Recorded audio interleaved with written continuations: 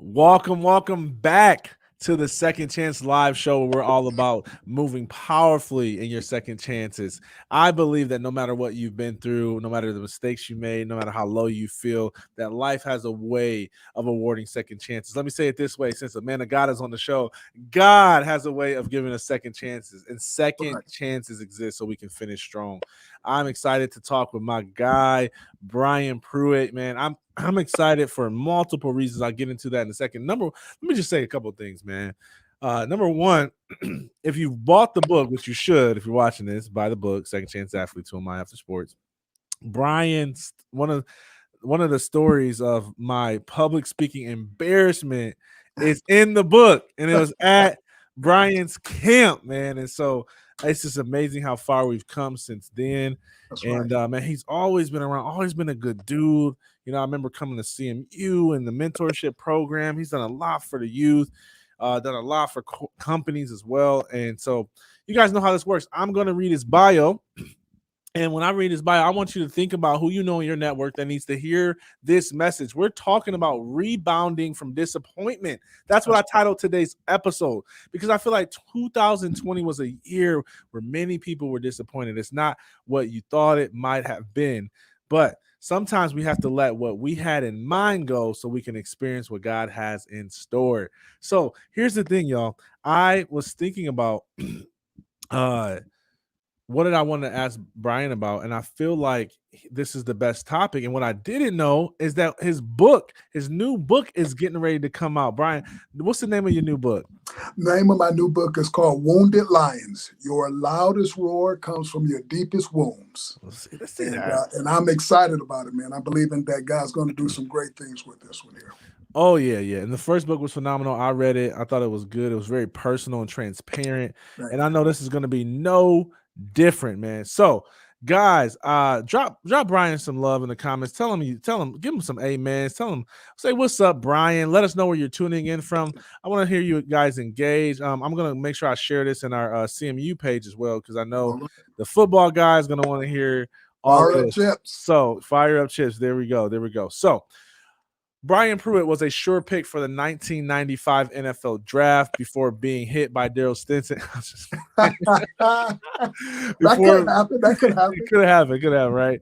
Before being set back, but by what seemed to be a tragedy. Nevertheless, while faced with this obstacle, he began to forge his unique message of hope and encouragement by drawing from his own experience and personal life. Brian enlightens both youth and young adults alike on how to overcome obstacles. He is now a motivational speaker, author, and founder of Power of Dad, a nonprofit organization designed to encourage, educate, and enhance the relationship between fathers and their children. You know, he's a two-time author. We're going to talk about his book on this episode, but y'all join me in welcoming Brian to the show. Brian, let us know, man, like what's not in the bio. Hey, well, I think maybe you missed. I'm the father of four, man. That's my team right there. Woo. I got a 17-year-old, a 14-year-old, and twin 8-year-olds. And my biggest thing is that just celebrated 25 years of marriage, man. Been with my wife for 30 years. We just celebrated 25 years of marriage, man. So Man, that's my Super Bowl stuff right there. when you see her, just tell her thank you for dealing with you That's right. That's right. That's for my Super Bowl ring. 3 You see my years. Super Bowl ring? That's my Yeah, Super Bowl ring. I got you. That's my wedding ring, my Super Bowl ring. Hey, she must be watching, man. That's what it is. Yeah, yeah. Right there. Yeah, yeah. Man, so let's get into this. Headed to the NFL, sure pick, All American, doing well. Mhm. I think it was a pinched nerve in the neck. Not quite. What was it? What it turned out to be for me, Daryl, was um, it turned out to be a narrowing of my spinal column. Mm, And what it did was is it made me more susceptible to being paralyzed at playing at that level. What mm, was happening in the NFL at that time was a lot of people were getting serious neck injuries. mm, And soccer started to become the fastest growing sport in America. This is before the whole concussion protocol stuff. Okay. mhm, So the most recent thing that was happening in the NFL was concussions. Before that, it was neck injuries. Mm. And so for me, it was a neck issue where so many guys were getting their necks broken or having serious neck injuries, and it wasn't a good look for the NFL. Mm. So the NFL started doing their research, and what they came up with was that the one thing that the majority of these guys had in common was a narrow spinal column, which didn't allow their spinal cord to move very much when they would take hits, Mm. and so their spinal cords were breaking. Their necks were breaking. And I was the first group of guys that came out with this research in 95, 96. I was the first group of guys to be, for the most part, picked out Mhm. and told that I had the issue. And I had some issues when I played college football. You know, there were times when I would, take shots and I couldn't feel my arms or feel my legs, but I thought that was everybody's experience. Right. Right. I mean, how would I know? I'm assuming, everybody feels that way when you play this game, right? Yeah. Um, but as it comes to find out, some of the things that I was feeling when I played was actually abnormal. Mhm. And so, literally overnight, I went from being a second round draft pick to becoming a free agent with the Atlanta Falcons to even shortly live that experience to having to find something else to be good at. Mm.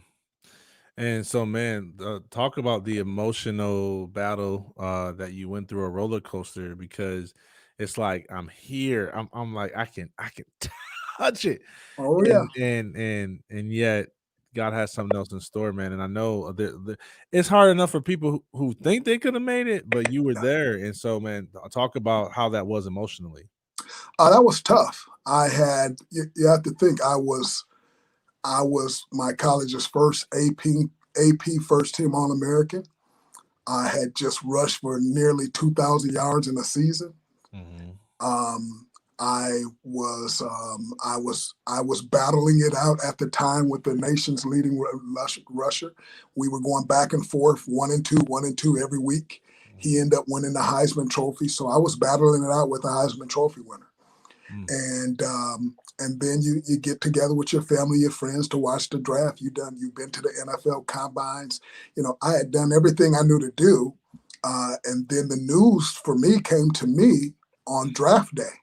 I Mm. knew nothing about this. I was sitting in the living room with my family, expecting to be drafted in the second round, when the information came to me at the end of the draft as to why I wasn't drafted and that I had failed through the draft.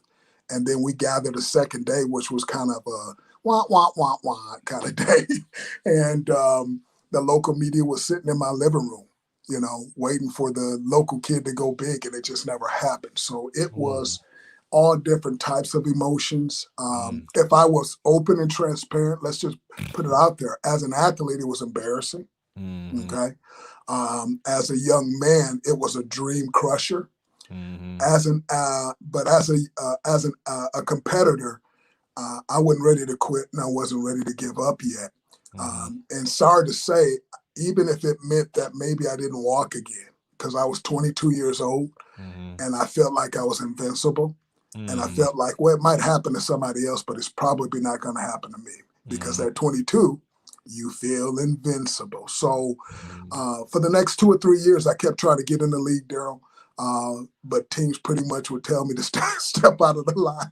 They knew me, they knew my issue, and they weren't going to take a chance on me, and that was pretty much it. But it sent me on a roller coaster of emotions, probably for about 5 years after that. I was alive, but I can't say I was living. Mhm. I had a post, but I can't say I had purpose. Mhm. Um, I didn't quit on life. I just was kind of there. I was shocked. I went from causing crowds and thousands of people. You know how it is. In your book, you talk about this. I Mhm. went from causing thousands of people to stand to their feet and cheer to sitting in a bank staring at a computer.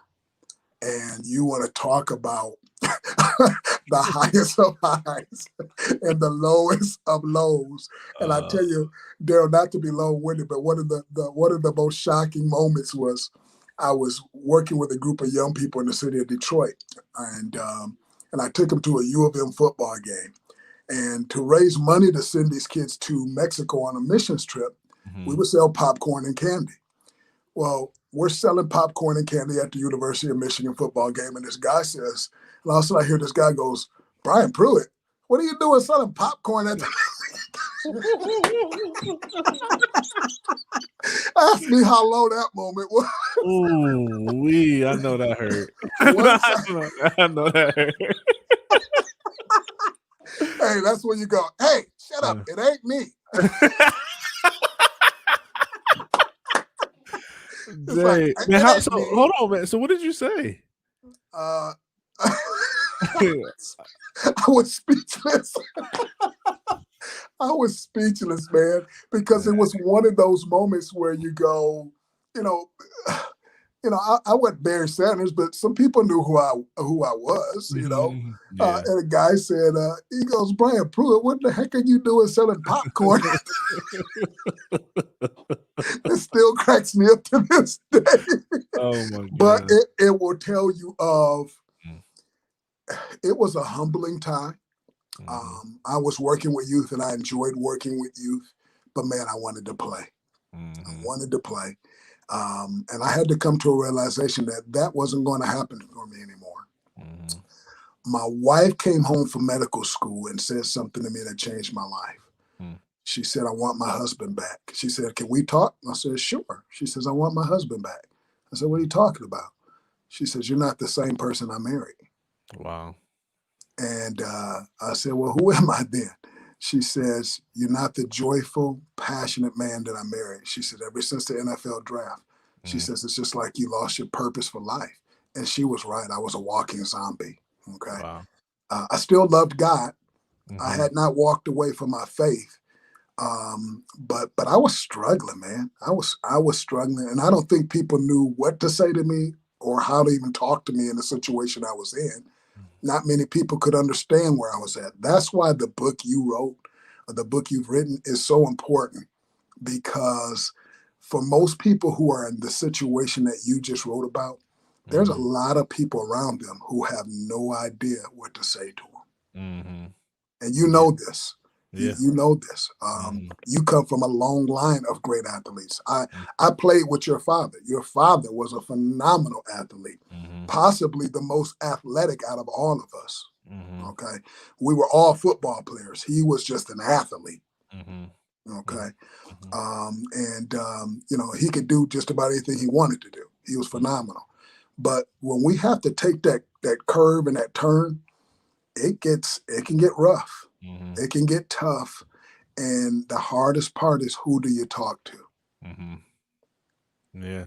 And it's hard because, people think that you shouldn't be complaining about anything because you had an opportunity to play at a level that, the average person doesn't. You were in the top 1-2% of an industry. Yeah. And so what do you have to complain about? You've got network, you still got, supporters and fans and people who know who you are. So what is there to complain about? But if you haven't been there, you just don't get it. Yeah. Yeah. So what changed for you? So your wife came, she said she wants her husband back. And then what happened after that? She ended that conversation by saying, "You were an All-American for everybody else. I need you to be one for me." And Your wife is a boss. She ripped it. Right? When I said I've been married for 25 years and been with her for 30, and I had to put big shout outs to her, that was one of those moments, Daryl, when you realize you married the right woman. Yeah. Because if I would have married the wrong woman, she probably would have up and left me at that point in time in my life, because I was just stuck, and I don't think many people around me would have known it. Because like I said, I still loved God. I was still serving in my church. I was on staff at a church, things like that. I had all the camouflage you could want, right? But the truth was, they were still nice. I cried myself to sleep at night, man. I felt like I had not to downplay people who have had miscarriages, but I felt like I had a miscarriage. I felt like I came all the way to the place of birth in a dream, and then it was just snatched away from me, overnight. Right. And there were nights my wife just held me as I cried myself to sleep. That was just the truth. Wow. She was very patient with me as I found my way in life again. And eventually I found purpose in helping people find their own, very much like you, Daryl. And that came very much like you in the form of standing on stages and speaking to God knows how many people. And so I found that made me feel like I was scoring touchdowns again. Okay. And so I ventured out. I said, man, I believe this is what I'm called to do. And so I started in my basement from the bottom. And eventually I found myself standing on some of the largest stages in the industry. And 25 years later, I'm still traveling and speaking and helping people from my own personal story. Was speaking something that you knew you always had to give, or did you stumble upon it? I didn't stumble upon it. I look back now, and the truth is this, there. When I look back as a kid in my bedroom, if I went to my mother's house right now and I went up to my childhood bedroom, there would be a few things you would see.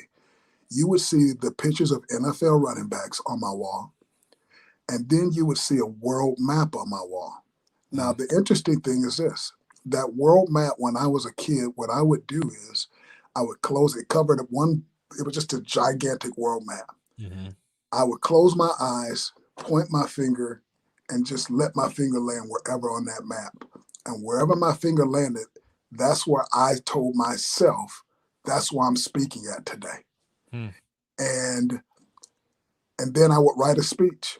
And I would take my little cassette recorder. You don't remember this. You got to ask your daddy about this. I know what a cassette recorder is. Two buttons. I know what that is. You don't know nothing about them 2 buttons. I know the 2 buttons, bro. You don't know the 2 buttons. I know the 2 buttons. So maybe I was broke. 8 tracks out over here.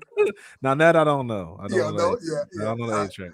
I would push those 2 buttons, man, on my little cassette tapes, and I would pretend like I had traveled to that country and spoke.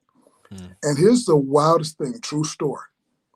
There are times now where I end up in places and I'm standing in rooms and I find myself speaking and I look over and all of a sudden I say, wait a minute, I've been here before. Yeah. True story. And I'll even see I'll go, wait a minute, that person was sitting right there when I was 8, 9, 10 years old in my room, pretending to speak in this city. And I don't want to make it super duper spiritual, but I'm just saying there are moments in your life where you get these windows and you think they're just you goofing off. You think it's just a dream. You think it's just you being a kid, being silly. But the truth is there are windows to your future. And I believe there are just moments where God allows you to take a peek through the window and you can see yourself. When you were in your backyard playing basketball or football, Daryl, and you were going 5, 3, 2, 1, taking that last jumper, to win the game. And then you found yourself doing it in your future, right? Kobe, right? When you were catching the last second touchdown pass or making that tackle at the goal line as a kid, you grew up to do some of those things. What you find out is you thought you were playing and you were actually practicing for your future. And that's what I found out for me. So speaking was always my second love. It just took me a while to get there. Yeah. Yeah, I love it, man. And talk about some of your early speaking days, man. I mean, obviously you didn't get there overnight. You had to practice, you had to get opportunities, you had to invest in yourself. I know you some of the investments you made, but talk about that, man. Because I know it's people who and I'm working with a group of speakers now and training them up. So some of them may be watching this. I'd love for you to talk about building that speaking brand.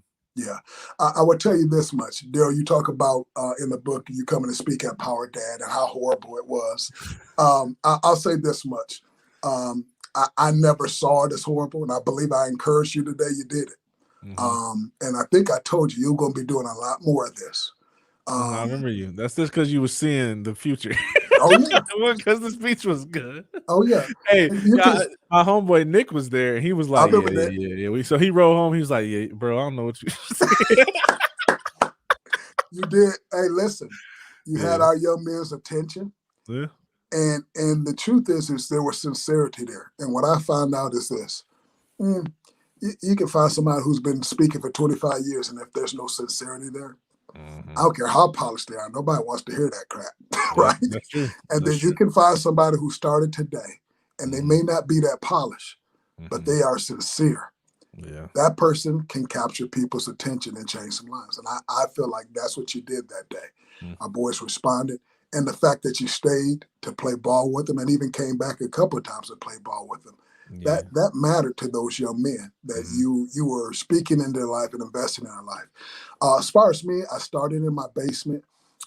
Nobody wanted to hear anything from me. nobody wanted to. You've been here before, Daryl. Yeah. Nobody wants to hear anything from you. You know, I think people put me in a box is what they did. Yeah. The box was, you're Brian Pruitt, the football player. And sadly to say, I also came to the realization that once my football career was over, there were people who didn't want to hear anything I had to say. As long as I was playing, I added something to them. Yeah. It didn't matter if I got up there and babbled.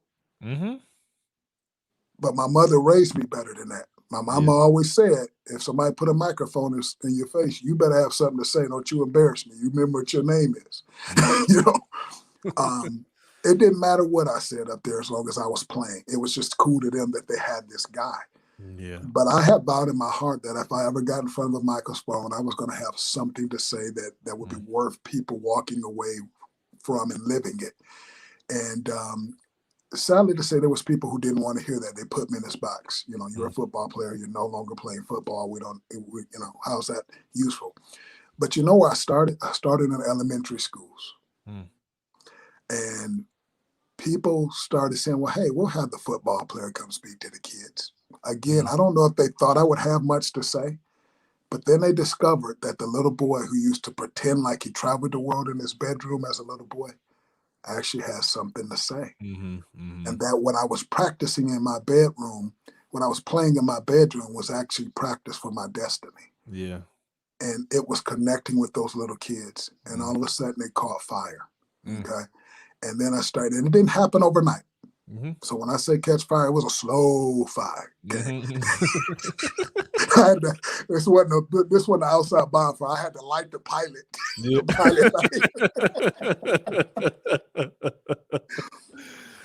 Because you had to convince people that you were more than what they had saw you as for so many years. Yeah.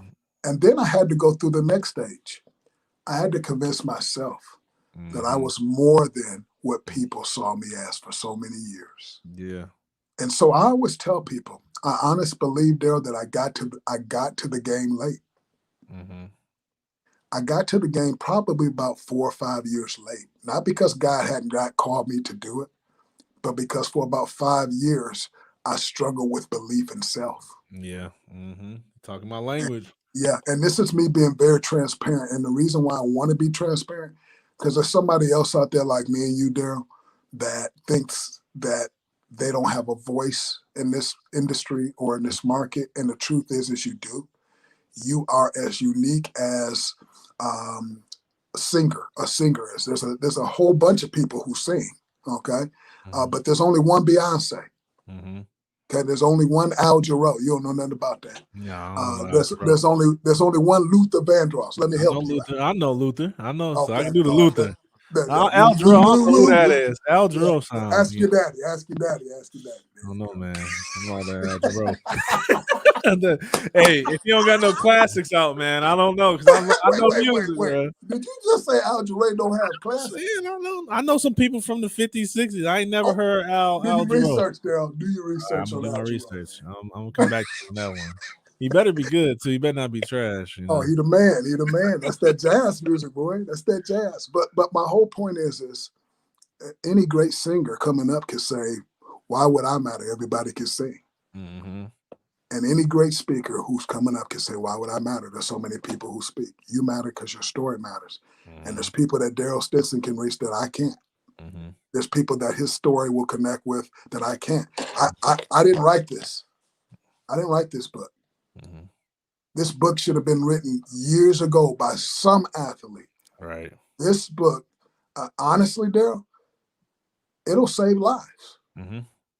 I know this, and you know this. This, if it hasn't already, is going to save somebody's life. Mhm. because somebody has decided I'm not doing necessarily what I love to do anymore, and I don't have a purpose no more, and I don't see why I should be here on planet Earth anymore. And Mhm. the truth is um, you still have, if you got a post, you still have a purpose. Mhm. There's still a reason for you being here.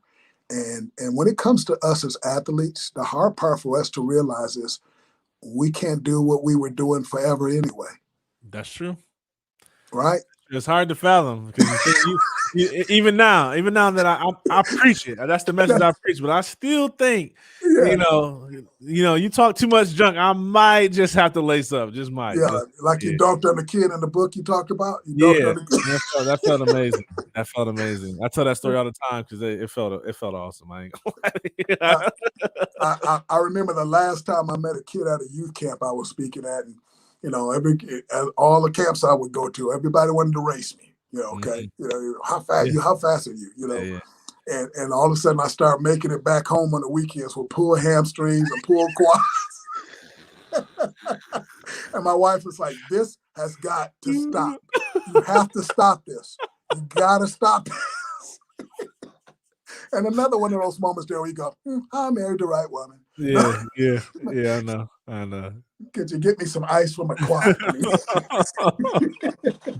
See, that want to get me too. People don't realize that because people think that because I'm tall, I'm slow, but they don't recognize I'm not slow. Yeah, And yeah, so I'm like, you keep talking, I'm gonna race that's you, and right. then Well, see, they you're don't gonna be understand. surprised, That's boy. what makes you a good athlete is Yeah. that you are abnormal size, Uh-huh. but you can do what a guy who's about this big can do, Yeah. right? Yeah. So Yeah. it's like, so that's what makes athletes so phenomenal is that they can take, bodies that are just, that does not look like they should be able to do the things they do Yeah. and get them, move them or get them, it's impressive what athletes can do, man. Yeah. It's a gift.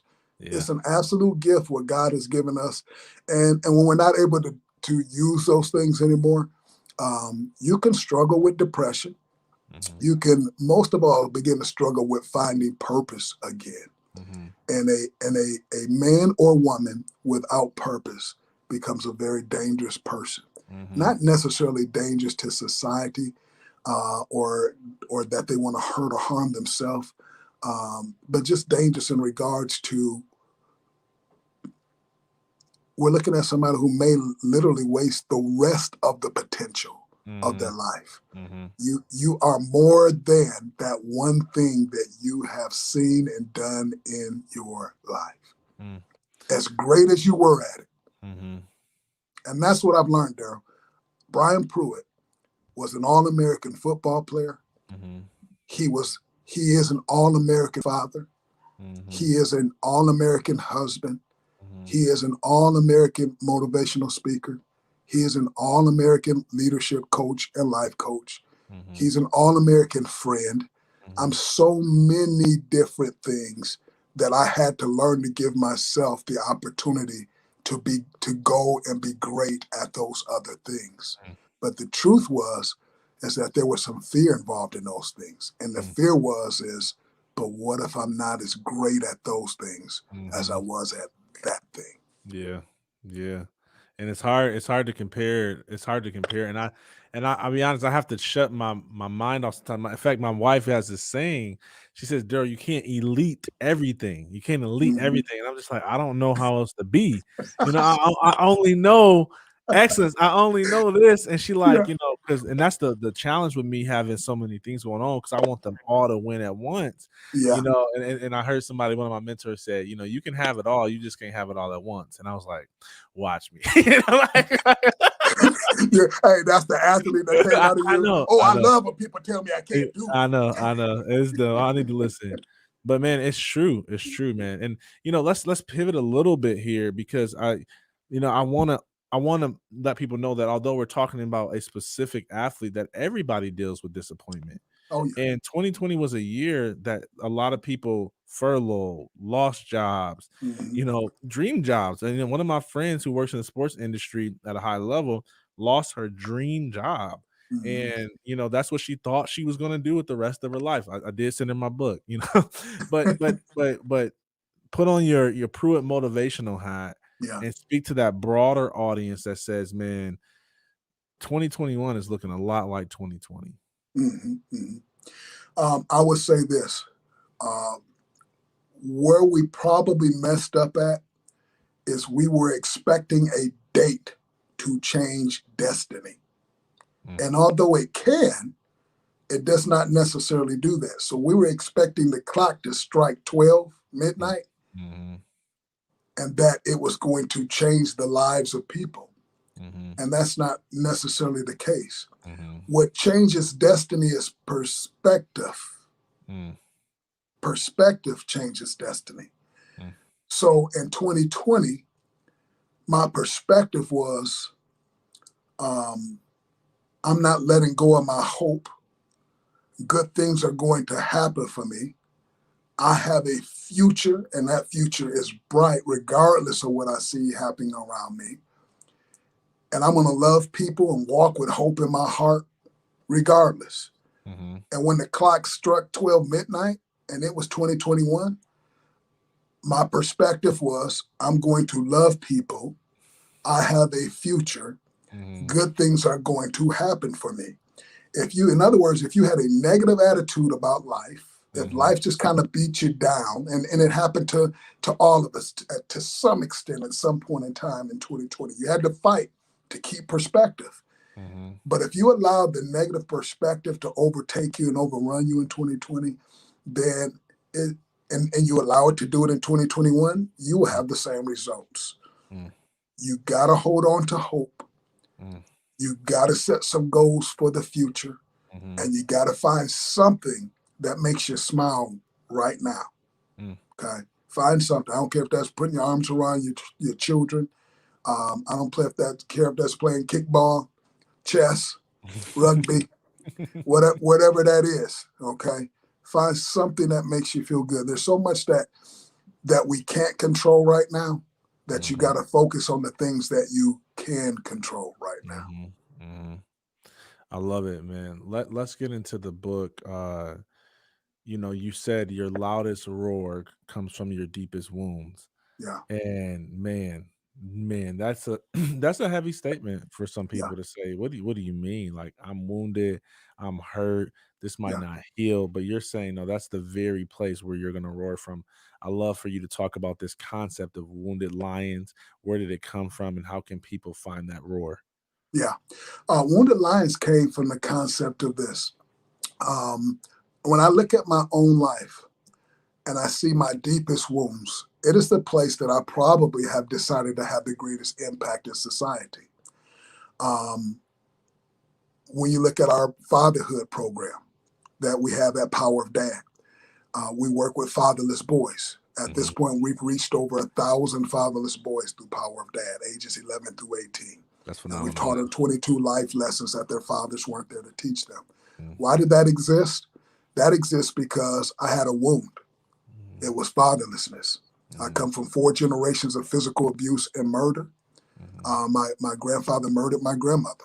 mm, Okay, um, and and because of that wound could have possibly pulled me into and festered in my life, and I could be the 5th generation of that, mm, or I could rise from that wound and do something about that specific issue or area in life. And mhm, that's what I chose to do. So I roar in the area of fatherhood. I mhm, roar in the area of fatherlessness. Okay. mhm, When I see it, it angers me. mm, Okay. I believe every child deserves a great father or at least a good mentor in their life. mm, I roar in those areas because I was wounded in those areas. mm, You are roaring, Daryl, in this particular area right here. mm, And the reason why you're roaring is because you were wounded in this area mhm, right here. mhm, Your greatest roar comes from your deepest wound, mm. if you choose it to be. Yeah. Now, the opposite of that is this: you get wounded, you start licking your wounds. And Mhm, when you lick your wounds, that means you feel sorry for yourself for the rest of your life. You just mm, feel sorry for yourself. And by licking your wounds, you actually add to your own infection. mhm, It's not so much what happened to you, it's not so much what wounded you. Now it's the fact that you are infecting the very thing. That's me licking the wound there, just so you know. You are affecting the very thing Mm-hmm. that happened to you by mulling it over. Mm-hmm. You know how long you and I mauled over what coulda, shoulda, Mm-hmm. and Too long. you know the infection it was setting in our lives. Mm-hmm. It was setting a deep infection. So in 2020, just in general, people who are out there, I want you to think about your life as a whole. You've had a lot of time to think about life in 2020, Mm-hmm. especially when they shut us in the ark and closed the door with Mm-hmm. our with the families. we was shutting the ark for 40 Mm-hmm. days and 40 nights. I know, right? You had a lot of time to think, man. Yeah. It's like, Yeah. I hate Yeah. myself. Um, I want you to think about your life and your life's purpose. Mm-hmm. And I'm going to promise you, it's probably tied to the greatest wounds that have happened in your life. There's a Mm-hmm. reason why you are passionate about the things you are passionate about. Mm-hmm. And it's usually tied to pain and passion. Yeah. Yeah. I agree. I believe we're all trying to be the help that we wish we had. Amen. The one thing I've been toiling around, and that's really good. I hope y'all heard that. That Yeah, was I'm going to that was tweet that. I'm uh tweeting that with Daryl. I'm going to tweet it, Daryl, and I'll put my name underneath it. Thanks a lot. you Appreciate it. funny. Hey, that's what speakers do. We steal each other's stuff. It's cool. Speakers and preachers, right? Yeah, it's preachers too. Yep. Yeah, I know. What's funny? I had somebody ask me, they said, I preached a sermon. They said, "Can I have a copy of that? I'm gonna preach at my church this Sunday." I How do was you like, answer that? "Oh How do my you god!" answer that, You know, Daryl? I, How I do you would I say was about to say yes until they said I was gonna preach it this Sunday. I'm like, because it was like Wednesday. I think it was a Wednesday night meeting or something. And I'm like, you ain't ready. You don't know what you're gonna preach on yet. Like, you just gonna take my stuff. Like, nah, man, you're not preaching my stuff. Like, Yeah, and I don't yeah, mind. I don't care, but nah, I yeah. couldn't do that one, man. But man, you made me lose my train of thought now because I was laughing, dude. I don't even know what I was gonna say, yo. We were I'm talking. sorry. No, it's funny. It's funny. It don't matter. Let me just shift gears, man, because so we talked about the book, we talked about sports. Let's talk about the future, man. Let's talk about what do you see? I mean, Brian Pruitt 5, 10 years from now, what are you gonna be working on? What's some of your goals? My goals is I want to continue writing. I see that as an art form. That's something I'm passionate about right now. I Mhm, feel a responsibility to continue to get my message out in many fashions or forms as possible. mhm, We've been doing books. We've been doing television, TV show called TV for Dads is what it's called. So I want to continue to do that as well. And as far as Power of Dad, our ministry to fatherless boys and fathers, right now we have 3 locations in the city of Saginaw. We have 3 in Isabella County, and we are looking at launching another one in Detroit. So in the next 5 to 10 years, my goal, man, is to launch Power Dad, and God knows how many other yeah, cities. yeah, Because there are fathers out there who need tools for fatherhood, and yeah, there are young men out there who need to know how to be who need to be fathered by yeah, good men. yeah. What happens? What does a person lack when they don't have that father figure in their life? Um, for my own personal experience, you lack identity. Hmm. And you see how quickly I can answer that? I can answer that quickly. I'm not proud of it because I know for a period of time in my life as a young man, I lacked identity. Hmm. And I think you get that from your father, and that really comes through 3 ways. Fathers give that to us through acceptance, through affection, and through affirmation. And when Hmm. dad's telling you who you are, man, that matters, whether it be good or whether it be bad. Okay. Hmm. Yeah. It matters. So, as fathers, we need to be very conscious. There's something that mama brings to us for sure. Hmm. Okay. There's certainly something mama brings to us. My mom is my hero. But I will say that I struggled with identity as a young man, and a lot of that had to do with that my dad wasn't there, or at Hmm. least the times that I did hear his voice, it wasn't what I needed to hear. So acceptance, affection, and affirmation from fathers, it means an awful lot. And so that's the one thing that you will see in a generation that's coming up now. There's over 24 million fatherless kids in America alone. And what is those three things? The absence of acceptance, affection, and affirmation. What does it create? It creates anger. Mm-hmm. It creates anger. So you see a very angry generation of young people who are coming up. Mm-hmm. And the only thing that can heal that is the Father heart of God. Mm-mm-mm. I know even when I had like the privilege of volunteering when I was there in Saginaw, Mhm. there was always this rumblings of, well, what about the young ladies? Well, what about the Yeah, young ladies? And you're like, hey, I'm still trying to deal with the young men. I love the ladies, but it's just like, yeah. you know, would you say there's any difference in what a young lady misses out on from an absence of a father versus a young man? No, I would say it's very similar. And that's just in my time of ministering to both. It's very similar. It becomes an issue of father hunger. Mm, Okay. And that father hunger, rejection, I always say this: rejection breeds foolishness. mhm, And so you begin to see young men and young women who have a sense of rejection, and they start making a lot of bad decisions. And mm, again, I can say that just from personal experience. Rejection breeds foolishness, and the lack of a father figure will cause you to struggle with your identity. We were able to start programs for young women, and the way we did that is we didn't want to recreate the wheel. There were mhm, some organizations that were already doing a great job working with young girls in our city. We found one with character and integrity, and we said, can we be your brother program, and will you be our sister program? mhm, And so it has just been that in itself turned out to be a great partnership, and they do a phenomenal job. mm. Man, I know it's a problem amongst our young men, but I also know, having grown up a little bit, that it is a problem amongst grown men.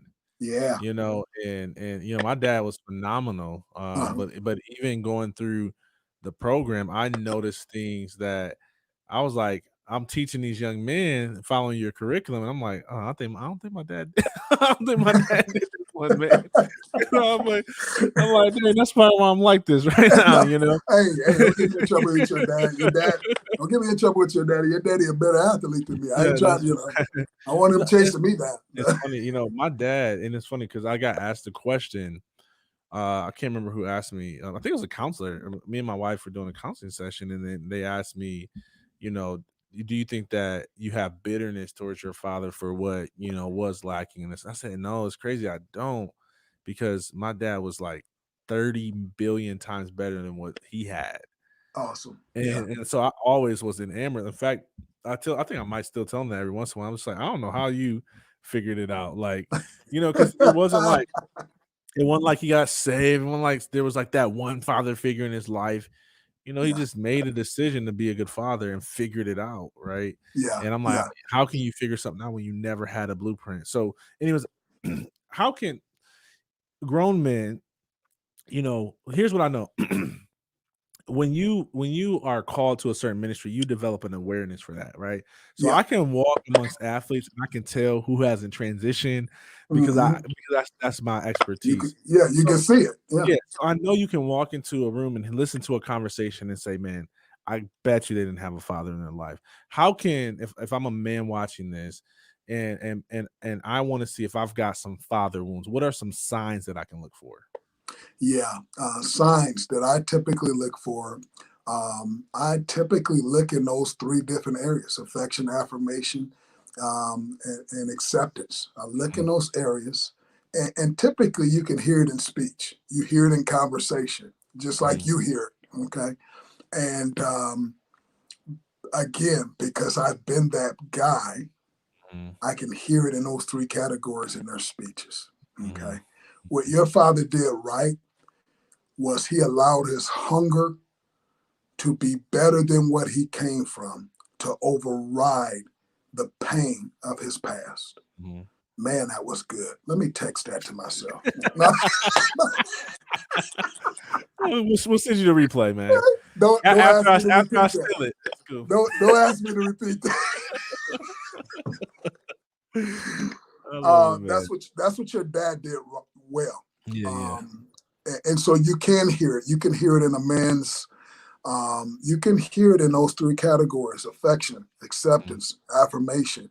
And you mm, just watch how they deal with people, and you can kind of see it. It is very clear to me, and always been very clear to me. It's funny. I would meet people growing up, and I would go, and I would say to them, I go, "Your dad's in your life, isn't he?" mm, And they go, "Yeah, why?" Like a mhm. really weird question. I go, "I was just wondering." And I go, well, and I'll ask them stuff like, well, tell me about you and your relationship with your dad. I'll be asking them dad stuff, and they'd be looking like, why is this person asking me about my dad? It fascinated me. And Yeah. what fascinated me was there was a strength, there was a Mm, confidence, mm, an assurance, mm, a knowing who they were that that fascinated me that I knew growing up I struggled with. And mm, I start figuring out, even with adult men, you mm, still see it at times. You can still see it. We try to hide it better and try to hide it more. And sometimes it's under our muscle and sometimes it's a beard and, whatever the case may be. But the truth is um, you can be 60 and didn't get the tools you need to do this thing right. true. And if you don't get those tools, you'll spend 30 years or you'll spend 18 years raising a kid that, man, you're just doing this all wrong. And you're Mm, making a lot of mistakes. And some you can bounce back from, and some your kids may never bounce back from. mm, But the reality of it, Daryl, is it doesn't have to be that way. Your father is proof of that. mm, Um, and what I would say to people is this, man, I knew I wanted to be better than my father. I knew it mhm, because I knew what he had done and I knew what I'd come from. mm, And so I started watching people. I would see men in my community, and if their relationship with their kid looked anything like what I wanted, I would start mimicking it. mm, Even mm. as a young man, I would just watch people and I go, okay, okay. Simple stuff like, okay, show up to the game. Yeah. That dude's dad is always at the game. That guy never plays. His jersey's always clean, but his dad comes to every game. Mhm, mhm, And that's not to shame the father or mother who can't come to every game for whatever reason. But the point was is he had invested time in his child. mhm. Yeah, Okay. yeah. So what you don't know, you find, you watch, you find, you read, you get hungry, and you let your passion to be better than override your passion, the pain of your past. Did I say it again? Man, that's good. Let me find my Jesus. You got me going TD Jakes up in Oh. here now. Now you got me going Jakes. Now you got me going Jakes. Oh, that's funny, man. That's funny. Man, I mean, I could talk all day about this, man. We got so much in common and Yeah, man, I'm grateful for you. And I know there's so much more we're gonna do in the future. yeah, I knew it then. I knew it back when you invited me to speak. I was like, man, this is gonna be a lifelong relationship, man. yeah, And yeah, it has been. And I remember being in Saginaw and you taking me to the university. And it's funny how just these cyclical seasons, man. So yeah. I'm excited for you, man. We're gonna definitely promo your book when it comes Thank out. you. And for sure, I'm gonna grab a copy and read it. The first one was phenomenal too. Thank you. And man, I want to land this plane and just let people know, man, what's one last thing on your heart just to share with the people? Last thing on my heart to share with the people is this. I want to speak to Daryl Stinson. Okay. That's what I want to do. All right, I'm listening. And I want to say this to you, and I mean it. Okay. Keep doing what you're doing. Mm, We need you. And mm, what you wrote is saving lives. mm, You did what you were told to do. God put that on your heart. mm, You got to keep writing. You got to mm, keep doing what you're doing. And I just want to say I'm so proud to call you friend and the lives you are touching. And I'm watching you. You're a mhm. bad boy. You're a bad boy. I'm watching you. Mhm, Okay. Keep going. And you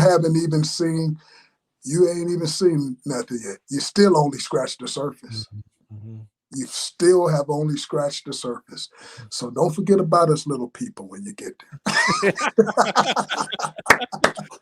Oh, there. man, you're funny. No, I'm bringing everybody with me, man, and, All right. the truth of the matter is thank you. I'm a product of my environment. You know, I couldn't be who I am without the people like you who have always been there to support me. That's why you're in the book, man. Thank you. Thank That's you, man. It's a so it's an honor to have gotten to have played with your father and then to get to know his son. And yeah, to those people out there, I just want to remind you, man, don't let your wounds steal the wins in your life. mm, Okay. You have value no matter what you've been through. As a matter of fact, it is because of what you went through that you mm, got value. It makes yeah, you a majestic lion or lioness. It's yeah, your wounds. We should better look at the things you've been through and say, man, how can somebody suffer and go through so much and still be here? That in yeah, itself is yeah. majestic. I agree. Couldn't have said it better, man. Brian, thank you. This has been an amazing discussion. Make sure you guys head over to pruittmotivational.com. You can pre-order the book right now. You can Yes. get the press kit. You can send to your email list. You can share this episode and let people know to go follow him, man. He's obviously inspirational. You heard his gift, man. Let's support everything that he's doing. Guys, I want to just thank you so much for joining us for this episode. For those of you who are just tuning in late or you're watching the replay because somebody shared it on your timeline, you're like, I watched that later. Thank you for tuning in. Make sure you go to our website, Second Chance Athletes, get the book, and also just subscribe to our e-newsletter. We send out all types of stories and tips about transition and professional development, things like that. And I want to invite you back on Monday. Monday is our next episode. Monday, January 25th. We have Tiffany Yu. Man, this is a bad woman. She's the Yeah. founder of the Awesome Foundation Disability Chapter. She is the founder of Diversability. She was named top 100 Asian Americans in the world. I've met her through this app Clubhouse, and I was like, I gotta connect with this woman. She just everything she speaks is gold. So I want to invite you back Monday. We're gonna hear from her, learn from her, and just talk all things that she has to offer. So till then, remember that no matter what you've been through, no matter the mistakes you've made, that God has a way of awarding us second chances, and Yeah. second chances exist so we can finish strong.